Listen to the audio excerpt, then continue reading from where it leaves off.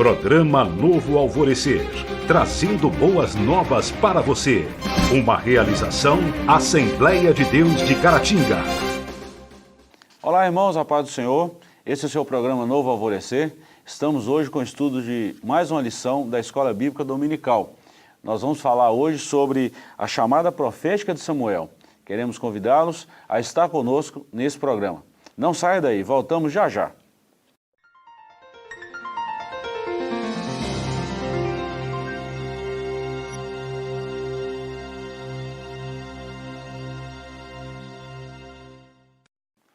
Olá, irmãos. Nós vamos estudar hoje a lição da Escola Bíblica Dominical, a chamada profética de Samuel. Nosso texto-aula está em 1 Samuel 3,10, que diz assim: Então veio o Senhor, e ali esteve, e chamou como das outras vezes, Samuel, Samuel. E disse, Samuel, fala, porque o teu servo ouve. A verdade prática, a verdadeira chamada divina, capacita o crente fiel a ser um porta-voz autêntico da palavra de Deus. Nossa leitura bíblica em classe está no primeiro livro de Samuel, capítulo 3, versículos de 1 a 10. Hoje nós temos a honra de estar conosco o pastor Saulo Sabino, que é o nosso pastor vice-presidente, e também o professor Joás. É muito bom tê-los conosco. Um grande prazer. Ótimo. Nós vamos entrar na introdução da nossa lição. É uma lição maravilhosa. Só lembrando os irmãos que nós estamos estudando, nesse trimestre, o governo divino em mãos humanas. Nós estamos falando sobre a liderança do povo de Deus no primeiro e no segundo livro de Samuel. Introdução. Nessa lição, veremos que o ministério profético do Antigo Testamento não se caracterizava pela adivinhação nem pela mera predição do futuro, mas tinha como principal objetivo levar a todos a ter um firme compromisso com Deus. Então nós vemos aqui, bem na introdução, que desde o princípio Deus se preocupou com a revelação da sua palavra. Não era uma mera adivinhação, né, pastor? Isso. O que muitos não entendem é que o ministério profético não é apenas a predição do futuro, né? Mas é muito mais a revelação da vontade de Deus. E, no caso aqui, a vontade de Deus muitas vezes é revelada na sua própria palavra já, né? Então, a maior função do profeta era isso, revelar a vontade de Deus que já estava na palavra, para que o povo de Israel pudesse obedecer e cumprir, né, a palavra do Senhor. Verdade. É isso, o profeta ele não tinha só essa função, né, de ficar predizendo o futuro, né, trazendo adivinhações e coisas do tipo. Né, ele era mais para chamar o povo, chamar a atenção do povo para a voz de Deus, né, para aquilo que Deus tem para aquele povo. Né. E só lembrando também que nesse contexto de 1 e 2 Samuel, nós estamos lembrando que nós estamos vivendo um momento de transição. Ou seja, o Pentateuco já estava em atividade, a lei já estava em atividade. Então, é o que o pastor Saulo falou, é simplesmente guiar o povo através da palavra. E já estava, é uma das funções. Já havia sido revelada. Sim. Né? Então, essa é a função do profeta. Isso é muito bacana. Pois bem, nós vamos trabalhar o primeiro tópico aí, o primeiro capítulo da nossa lição, definindo o profeta em Israel. Ponto 1, a menção do profeta no livro. Ponto 2, a definição de profeta. E o ponto 3, Samuel e os demais profetas. Dentro desse contexto aqui, a primeira menção feita a um profeta está registrada em 1 Samuel, no capítulo 2, versículos 27 a 36. Aqui vemos que o profeta era caracterizado como um homem de Deus, título que lhe trazia grande responsabilidade. A menção profeta foi aqui, mas nós vemos o grande profeta do Antigo Testamento, sem dúvida, Moisés. Isso. É? Parece que com Samuel, a gente percebe que houve assim, mais uma definição mais clara das responsabilidades do profeta, da função do profeta. E também os profetas vão começar a se destacar mais, né, dentro da nação de Israel. Porque até então não era tão destacado. A gente vê que o profeta que foi falar para Eli, nem se cita o seu nome, um profeta. Aí com Samuel começa a destacar a pessoa do profeta, né? Aqui até digo que é a primeira vez que aparece a menção de profeta nos livros de Samuel. Né? E assim, a maioria dos manuscritos traz até um homem de Deus. Um homem de Deus. Veio um homem de Deus. Né? Alguns manuscritos está profeta, mas outros está homem de Deus. A maioria, e o mais correto é isso, um homem de Deus. Um homem de Deus. A palavra mesmo, profeta, a primeira vez que ela aparece é lá em Gênesis 20. Né? Abimeleque tem um sonho onde Deus aparece para ele e fala, ó, devolve a mulher, porque ela é esposa do profeta. Né? Deus está falando de Abraão. Né? Exato. Então, profeta já era algo que que existia no povo de Israel, Sim. né? Mas Samuel vai dar novos ares à chamada profética. Né? Na verdade, Ao nós ministério podemos profético. até citar isso que você acabou de falar, o ministério profético, que durou de Moisés até João Batista, vamos falar assim, mas o ministério específico mesmo, a especificação do ministério veio com Samuel. Vai se destacar mais a partir de Samuel. Exatamente. E focar no próprio profeta. Aí vamos perceber que o próprio profeta vai ser destacado no meio do povo de Deus. Começa com Samuel, depois nós vamos ver Elias e vários outros que vão, né, se destacando. Isso é bacana. Bom, o termo de definição de profeta. De modo geral, a palavra profeta vem do hebraico, né, que é nabi. Etimologicamente, a definição é incerta, porém diversos significados lhe são atribuídos, entre os quais chamado por Deus e orador. Então nós vemos aí uma raiz da palavra. Nabi é a primeira vez que aparece, né, Gênesis 20, verso 7. Sim. Né, a primeira vez que aparece a palavra. E é isso aí mesmo, é orador, é porta-voz, é profeta. Né? Atalaia. Talvez o porta-voz seja a definição melhor. Né? O oráculo, né? Sentinela, aquele no caso de Ezequiel e tantos outros. Não é o que nós falamos, né, já no princípio. A palavra de Deus já estava revelada, já foi dada ao povo. E o profeta ia fazer o quê? Lembrar o povo daquilo que já foi dado a eles pela palavra de Deus. É por isso que é porta-voz, né? Ele portava a própria palavra de Deus para transmitir ao povo. E nós costumamos falar em nossos estudos, e nós aprendemos, o sacerdote é um representante do povo diante de Deus, enquanto que o profeta é um representante de Deus diante do povo. É um elo, né? É um elo. Sempre visando o bem do povo de Deus, né? Verdade. Na época de Samuel já existia, até mesmo antes dele, já existiam alguns profetas. Nós já citamos aqui o caso de Abraão, por exemplo, que é considerado como profeta, Moisés e outros mais.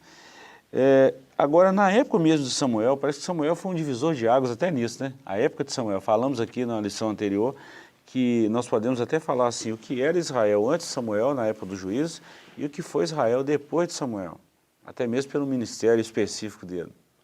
De Josué até a chegada de Samuel, nós percebemos que Israel ficou assim, muito incerto no sentido espiritual, no relacionamento com Deus. E parece que justamente por faltar um representante de Deus para lhes falar. Samuel chega e isso vai mudar. De Samuel para frente, a gente vai ver um relacionamento muito maior de Deus com o seu povo.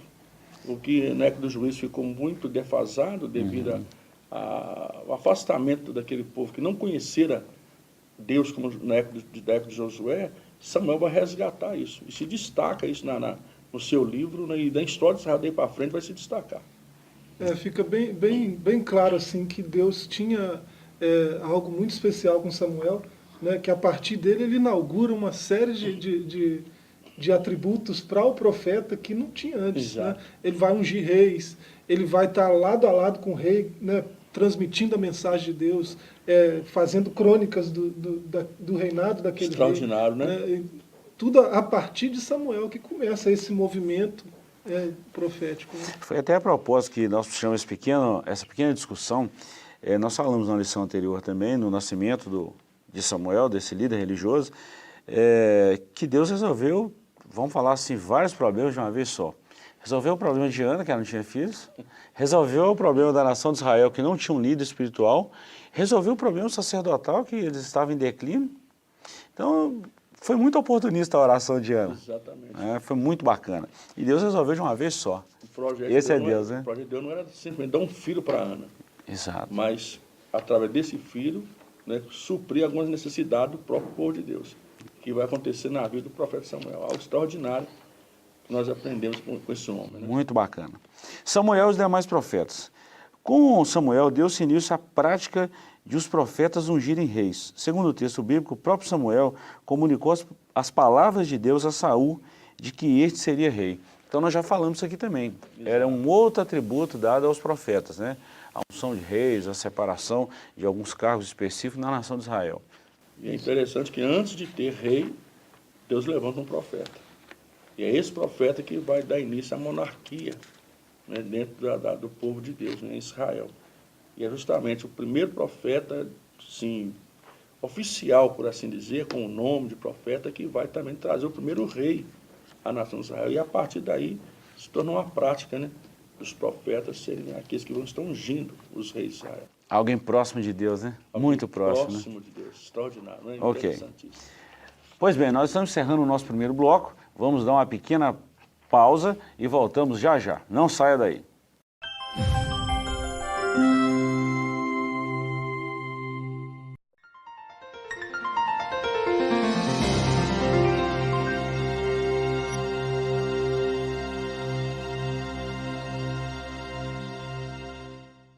Olá, irmãos, estamos de volta com o nosso programa Novo Alvorecer e queremos aproveitar o ensejo e convidar todos vocês a estarem participando em um momento das nossas escolas bíblicas dominical. Geralmente acontece aos domingos de 8 às 10 nas nossas igrejas espalhadas por toda a cidade de Caratinga e região. Você é o nosso convidado especial. Participe, você vai ser fortemente enriquecido pela palavra do Senhor. Pois bem, irmãos, pastor Saulo, Joás, nós vamos falar agora no segundo tópico, o desenvolvimento do ministério de Samuel. Samuel começou lá no pedido da sua mãe Ana, depois do seu nascimento, o crescimento de Eli. Nós vamos dar uma caminhada agora dentro do primeiro livro de Samuel, nesse contexto aí do crescimento, da formação de Samuel. O crescimento profético de Samuel. Se os filhos do sacerdote Eli praticavam pecados abomináveis, o jovem Samuel crescia com integridade diante de Deus e do povo. Sempre houve em Ana, sua mãe, um cuidado especial para que seu filho estivesse envolvido com a obra de Deus. Então nós vemos aqui, pastor e Joás, que a educação começa em casa. Exatamente. Porque tem muitas pessoas, muitos hoje transferem a responsabilidade que é dos pais para a igreja, para a escola, para a sociedade. Não está certo isso. A responsabilidade começa em casa. Interessante que ela não deixou o filho lá, né, em Siló, no local onde estava o tabernáculo, aos cuidados do sacerdote, mas ela não descuidou do filho. Ela se preocupava com o filho, estava sempre lá, e transmitindo a ele, né, a integridade, caráter, algo que vem dos pais, que precisam os pais não deixar de cumprir sua responsabilidade. Interessante, Joás. Os valores que Samuel cultivava, né? É falado o tempo todo da integridade de Samuel, né? Ele jovenzinho ainda, o povo dava testemunho da integridade dele, né? O povo de Israel olhava para ele, via um sujeito íntegro, né? E no contexto onde ele estava, é falado das atrocidades que os filhos de Eli faziam, né? Ele está no meio daquilo tudo e se conserva íntegro, se conserva íntegro. Se Ana deixasse para que Eli formasse o caráter de Samuel, algo que ele não conseguiu fazer nos próprios filhos, ele faria no profeta Samuel ou no menino Samuel. Então a gente vê que o Eli, ele fracassou nisso, Eli fracassou nesse sentido. Mas Ana, por persistir, né, em educar o filho, ela consegue criar nele um caráter íntegro que vai destacar no meio daqueles filhos problemáticos que ele teve. Pastor, eu não poderia deixar passar essa oportunidade. É um momento muito importante para a gente falar nisso. Haja vista que nós estamos diante de centenas de pessoas que estão nos acompanhando. A responsabilidade de criarmos a família é inteiramente do pai e da mãe, o núcleo, a base familiar, né? A célula máter da sociedade é a família. Interessante que nós vemos Eli falhando nisso, e se a gente observar os últimos dias de Samuel, a velhice de Samuel, nós vamos ver que Samuel também falhou nisso na formação dos filhos. Um homem de Deus, um profeta que teve as suas palavras todas cumpridas, que nenhuma delas caiu por terra sem o seu fiel cumprimento, mas os filhos dele também não era boa peça, vamos falar assim. Falhou. Tanto é que daí originou a pedida de um rei pelo povo. Porque os filhos de Samuel, se fossem íntegros, igual seguiriam o ministério. Exatamente. Então, assim, é um cuidado para nós hoje, né? Os pais não podem descuidar. Verdade. Tem que estar atento aos filhos. Traz os filhos para a igreja, estão com ele ali, mas a responsabilidade de educá-los dentro de um caráter são os próprios pais. Não pode transferir essa responsabilidade para os professores de escola dominical, para o pastor da igreja, para a professora lá no secular, né? Nós vamos cooperar, o pastor, a igreja vai cooperar nessa formação de caráter, mas o ponto de partida são os pais. é uma responsabilidade tão grande que dá medo mesmo, né? Por isso ué. transfere, né? Joga para creche, joga para a escola, joga para a igreja, né? Transfere para outros a responsabilidade, porque é muito grande formar o caráter de um indivíduo, né? Mas não pode. Mas essa é uma responsabilidade dos pais, né? E não é só a Bíblia que vai dizer isso. Né? Você lê pensadores até ateus, né? Lê Jean-Jacques Rousseau, por exemplo, né? A obra dele, Emílio, né? Emílio, da educação, né? Ele vai falar do papel da mãe, né? Na formação do caráter do filho, o papel dos pais. Né? Então, essa responsabilidade tão grande não deve ser transferida para outros. Verdade. Vamos lá. A formação profética de Samuel. Samuel aprendeu com Eli. Ele foi formado pelo velho sacerdote, assim como Paulo aprendeu aos pés de Gamaliel, e Timóteo com Paulo. Deus chamou Samuel quando ele tinha cerca de 12 anos. Isso aqui, essas datas podem variar, tá? Só lembrando aí. Ou seja, a mesma faixa etária de Jesus quando foi levado a Jerusalém por seus pais. Assim, sob os cuidados de Eli, Samuel era forjado por Deus para o ministério profético. Aí nós podemos entrar na contradição. Peraí, se Eli não conseguiu formar os próprios filhos, como formar Samuel? Mas Samuel precisava passar por essa escola, né? Ele tinha que passar por essa etapa da vida dele. Aí é que estão a junção das duas instruções. Os pais de Samuel, o seu caráter, a sua integridade. Eli, a sua formação, vamos dizer assim na linguagem de hoje, a sua formação teológica. Os filhos de Eli tinham a formação teológica. Eles sabiam o que deveria ser feito, como fazer, como sacerdote, porque eles receberam essa instrução do pai, a formação de ser sacerdote. Eles sabiam sacrificar. Não tinha integridade para viver. Samuel foi ensinado pela mãe a ter integridade, caráter. Agora ele ensina ele a função sacerdotal, como proceder como sacerdote. Aí você percebe que, quando se juntou as duas coisas, se formou um homem como Samuel, que tinha caráter, integridade e sabia o que fazer como um homem de Deus também. O que às vezes está faltando em nossos dias. Eu acho que né? o que chama atenção aí é essa disposição em aprender de alguém, né? Que hoje é mínima. Né? Está aos pés de alguém para aprender. Se eu tenho Google, se eu tenho Wikipedia, se eu tenho qualquer outra coisa, para que eu vou sentar com alguém que tem experiência? Né? Eu posso aprender... Lê do engano, né? Ninguém aprende nada sozinho. Você pode ter interpretação errada. Só aprende convivendo. Né? Exatamente. Interessante que nós vamos entrar no próximo tópico aqui, sobre a disciplina de Samuel. E é interessante isso aí que você levantou, Joás, pelo fato de aprender com alguém. Eu desconheço alguém na Bíblia que foi usado por Deus que não aprendeu com outro alguém. Exatamente. Não existe isso. Ou seja, a humildade de sentar para aprender faz o homem ser grande diante de Deus, né? É o que vai formar o seu chamado. Caráter, né? Caráter ministerial, de um chamado, de experiência. Isso é insubstituível. Alguém pode se orgulhar de ser autodidata, né? Auto é uma palavra na moda, né? De muito peso. Fala-se de autoconhecimento. Autorresponsabilidade. E tal, né? Mas autodidata parece que é uma coisa estranha, contraditória. Porque eu aprendi música sozinho. Mas como assim sozinho? Você não leu livro nenhum? Né? Se você leu um livro, aprendeu com alguém. Já não é mais você não escutou músico bom nenhum? Né? Então você escutou alguém. Né? Então a gente aprende com o outro. A gente não entrou na caverna com o violão, aí só tocando. Ninguém aprende nada sozinho. Então tá bom, eu vou contextualizar um fator cultural aqui. No Japão, todos têm que se encurvar ao imperador. Só que o único que não se encurva ao imperador, no Japão, são os professores. Porque os imperadores entendem que todos passam pelos professores. E que se alguém é alguma coisa na sociedade, deve ser os professores. Quase igual a nossa sociedade, né? Quase igual, né?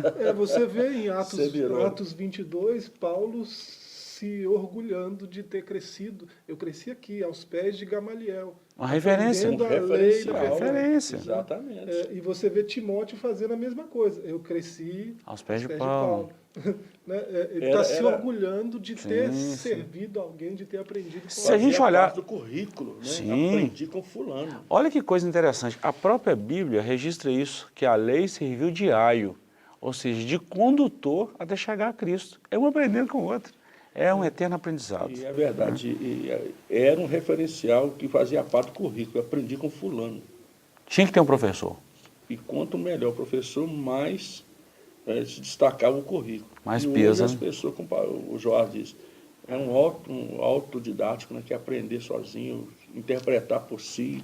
Isso não e funciona. de a pouco sai uma coisa totalmente distorcida. Então, aprendendo aqui com Samuel, que esteve aos pés de Eli, Verdade. aprendendo como ser um sacerdote, um homem diante de Deus. E essa postura de Samuel deve ser louvada, né? Tem que ser, tem que ser. Ele foi no tempo certo, tempo certinho. Pois bem, irmãos, estamos quase encerrando o nosso programa e a discussão está num ponto muito gostoso. Nós vamos para um breve intervalo e voltamos já já.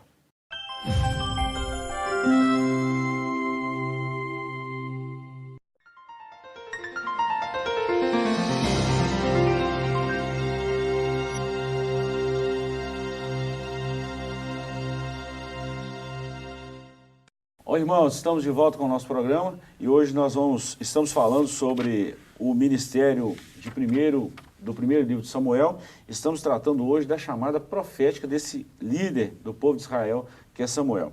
Vamos falar agora do terceiro capítulo e último da nossa lição, o ministério profético na atualidade. Então, a nossa lição sempre tem essa característica, aos nossos ouvintes, nós precisamos frisar isso, sempre tem a característica de contextualizar. Pega um assunto lá no Antigo Testamento e contextualiza ele com o novo, com os dias atuais. Então nós vamos contextualizar esse ponto que nós estamos estudando agora. Como, por exemplo, o dom de profecia. O dom de profecia, disponível a todos os crentes, manifesta de forma sobrenatural e momentânea. Encoraja, exorta e consola a igreja. Edifica de forma coletiva e individual o povo de Deus. O dom de profecia é uma dádiva de Deus à sua igreja. É um maravilhoso saber que o Pai ainda fala diretamente com o seu povo. Então nós estamos contextualizando a profecia no Novo Testamento com o dom de profeta, né, com o ministério profético no Antigo Testamento. O que dizer? Nós vemos que há uma diferença, né? Não tem o mesmo, nós vamos, no decorrer desse assunto, desse tópico, que não tem o mesmo peso canônico, por assim dizer, como houve, né, com os profetas. Agora tem a importância e a necessidade desta manifestação deste dom no seio da igreja. Aí já é o dom de profecia. Eu acho interessante que na lição diz que ele manifesta de forma sobrenatural e momentânea. Deus pode usar uma pessoa em profecia, no dom de profecia, uma única vez e nunca mais usá-lo. Naquele momento ele é profeta. Naquele momento ele é profeta. Deus usou e finalizou. Porque toda igreja é profeta. Aí está o que nós precisamos entender. A manifestação do Espírito em profecia é dado à igreja. E toda igreja é profética. A Bíblia diz que nós somos um povo sacerdotal. É um povo, a igreja em si é profeta. Aí Deus pode usar dos membros da igreja, usa uma vez e talvez nunca mais. Usa outro 2, 3 vezes. Não tem a mesma frequência como houve com Samuel, por exemplo. Não é um ministério, né? Não é o ministério profético. É a o manifestação do Espírito em profecia na vida de um cristão. O que é muito diferente do que a gente entende pelo ministério profético dos profetas do Antigo Testamento. Joás, quando nós falamos do dom da profecia no Novo Testamento, o dom que está lá em 1 Coríntios 11, o pastor Saulo falou um negócio muito interessante, que os dons estão disponíveis à igreja e lembrando, para o que for útil. Então, por isso que é momentâneo. O comentarista citou isso aqui, é bom frisar, por isso que é momentâneo.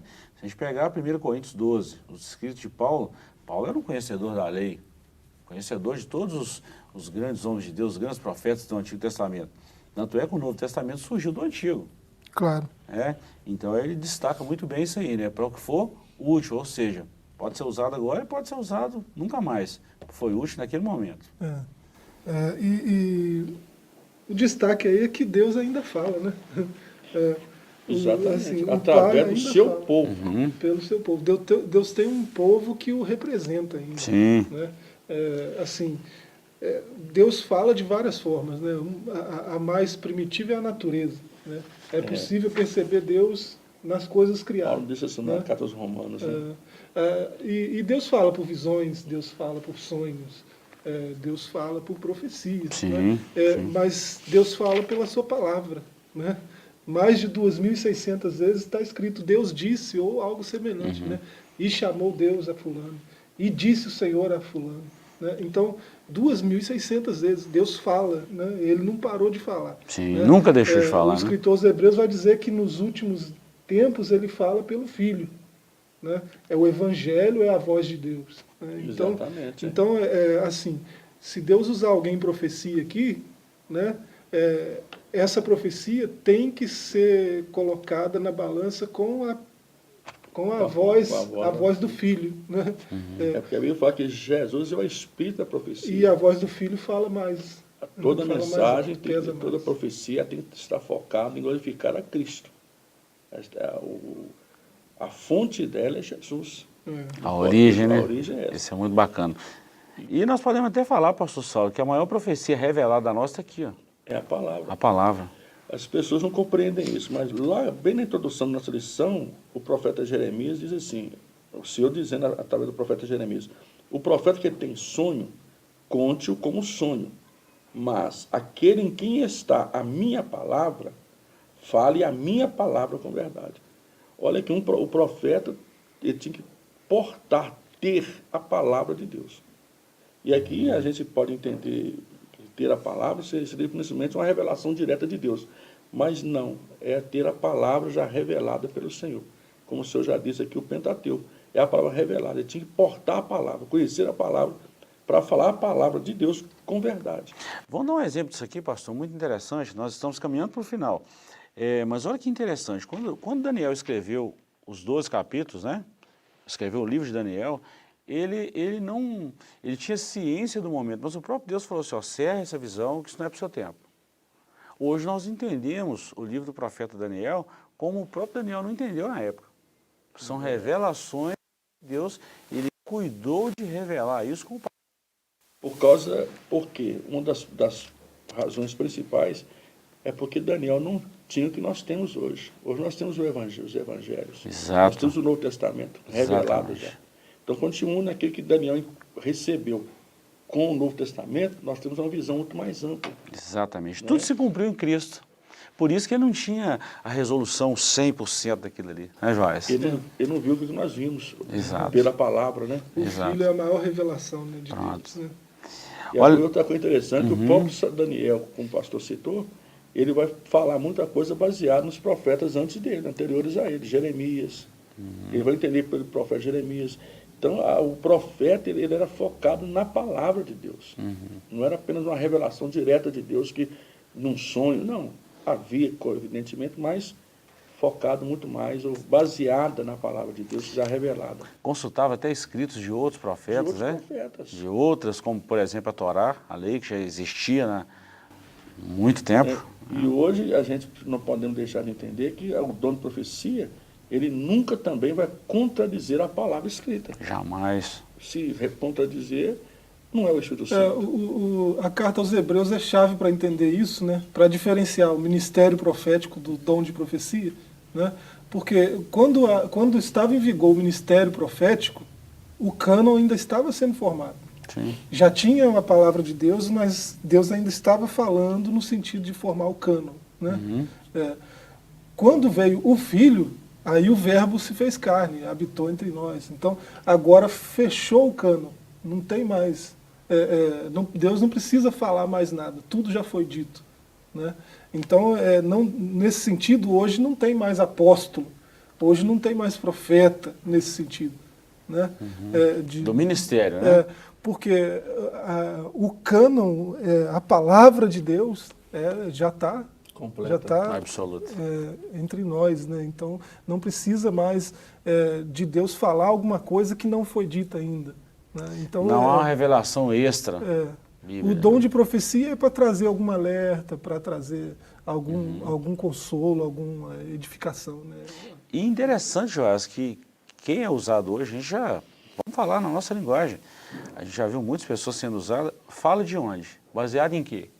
Na própria palavra. Então pronto. Olha bem, baseado nisso aí, tem o terceiro tópico aí, né? Onde estão os profetas? Os profetas continuam em plena atividade, falando a palavra de Deus. A pregação explícita da palavra de Deus é o dom de profecia sendo utilizado. Uma palavra de sabedoria, a palavra de ciência. São dons espirituais. Quando se prega a palavra, estamos profetizando como os profetas antigos. Profetizando a revelação de Deus na sua palavra. Qual que é a vontade de Deus? Aí quando se prega o que está na Bíblia, estamos pregando a vontade de Deus, justamente sendo profetas. A palavra de ninguém tem peso canônico, né? Não É mais. importante ressaltar isso, porque nós vivemos dias, né, que o apóstolo fulano decretou e vai acontecer e tal. Não é assim. Não é assim que funciona. Né? Nostradamus, antes de 2000, 1990, alguma coisa assim, já falava no 2000, né? Olha as previsões. Falhou. A Bíblia permanece. A Bíblia permanece. Concluindo a nossa lição, olha que texto bacana aqui. Nesses últimos dias, precisamos de obreiros fiéis que busquem os dons do Espírito. Entretanto, estejamos vigilantes. Como já dissemos, todo enunciado profético tem de passar necessariamente pelo crivo da Bíblia Sagrada. Amém. Resumiu tudo. Resumiu. Fechou. Se não passar por aqui, se não estiver no crivo da Bíblia, não tem a aprovação de Deus. Irmãos, chegamos ao final desse programa. Queremos agradecer de coração a presença de vocês conosco. Esperamos tê-lo em uma outra oportunidade. Saudamos a todos na paz do Senhor e deixamos aqui o nosso abraço fraternal a todos vocês. Até o próximo programa. Programa Novo Alvorecer, trazendo boas novas para você. Uma realização Assembleia de Deus de Caratinga.